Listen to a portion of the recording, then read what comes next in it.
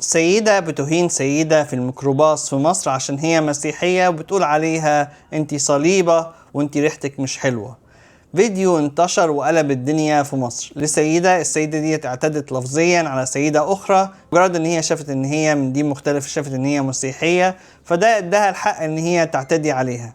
هل ده تصرف لائق؟ هل ده تصرف آدمي؟ هل ده تصرف إنساني؟ هل ده تصرف يليق بمواطن مع مواطن تاني داخل مصر؟ الحقيقة دي حاجة مرفوضة جدا. زي ما حضرتك أو حضرتك ليكم الحق انكم تزعلوا لما حد يعتدي او يتكلم بشكل مش كويس على دينكم، مالكمش الحق ان انتوا تتكلموا على حد تاني بدين مختلف بأي شكل.